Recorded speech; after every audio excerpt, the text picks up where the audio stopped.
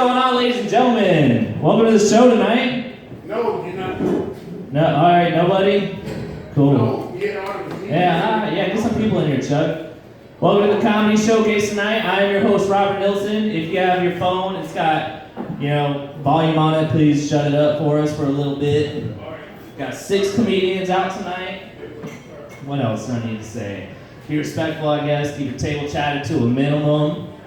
And that's about it. We're here to tell jokes, and that's about it. So just listen up, and just be respectful of all the comedians who comes remain. Not everybody is officially here. Fuck yeah. This is our first showcase here on Fridays. Usually I host an open mic night for comedians every Monday. So if you are ever interested in doing comedy or want to get up for the first time on stage, you get 5 minutes, tell some jokes right here Monday nights at 9 o'clock. So without further ado, like I said, I'm your host, Robert Nilsson, and let's kick this off. I see a lot of you looking at me like, man, this guy looks real familiar. I just can't place it. What does he look like? Where have I seen him before? I get this a lot. They say I look like if Tim Burton cast Nicolas Cage to be in a vampire movie. That's me. I'm a national treasure. That was a terrible joke. You get it? Oh yeah, national treasure. That's good. He was a vampire in Brooklyn. I don't know if anybody ever saw that. But yeah, I also look like Billie Eilish, fucked a Tim Burton character. Or for the older people, I look like Marilyn Manson, fucked a Tim Burton character. For the older people, Alice Cooper, fucked a Tim Burton character. I'm spooky, that's what I'm trying to say.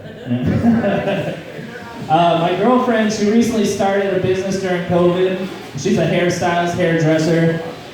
Got fucking fans blowing in the bathroom. How you doing? That's my biggest fan in there. Yeah. No, it's alright, but she started a business during COVID. She's a hairstylist and hairdresser, cosmetologist. She works at salons, but she hates paying salon rent and booth rent and all that bullshit. So she said, I'm gonna start my own. So she decided to get a camper and remodel it into a mobile hair salon. So she came up to me, she was like, babe, you're so creative, I'm having trouble thinking of a name for my mobile hair salon. And I was like, oh, babe, I got you. I think I have the perfect name. We got it. And she was like, what is it? And I was like, just call it Roadhead. She was like, babe, I don't think that's what I'm trying to sell on the road. I was like, you want customers or not? I think you'll get them.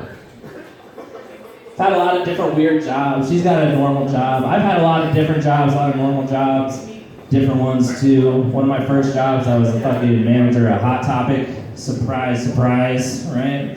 Then I graduated up to Spencer's. I learned a lot of stuff at Spencer's. Eventually I worked at Kroger, which was cool.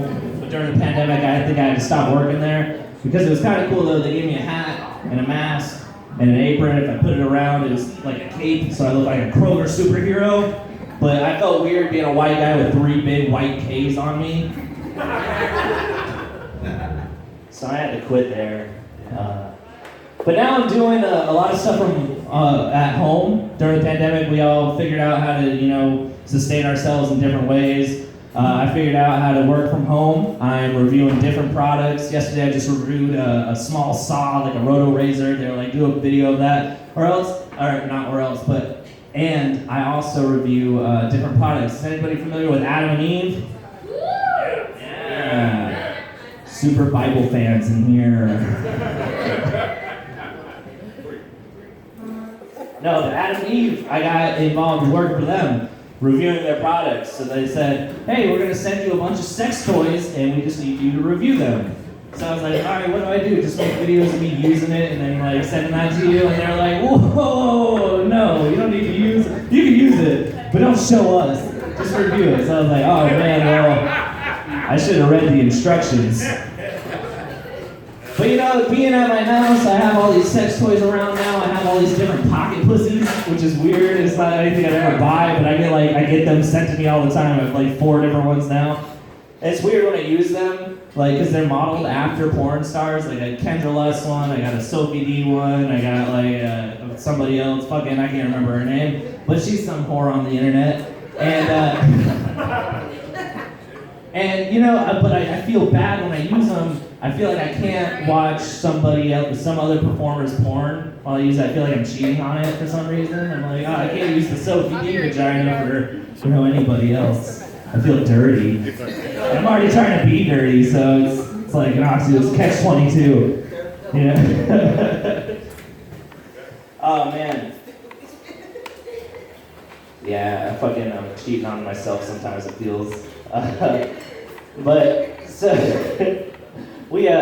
I've been to a lot of different concerts and stuff, and I'm close to my dad, and we got to go to a show one time. I was like, I don't know, 11, 12 years old, and I got to go to see, we got free tickets to see Cheap Trick. Like, I want you to want me, I need you. If you guys don't know that, like, the dream police, they get inside my head. Anyways, free tickets, we went to see him, parking lot of the fucking Tampa casino over there, the Seminole Hard Rock, and we were in the parking lot.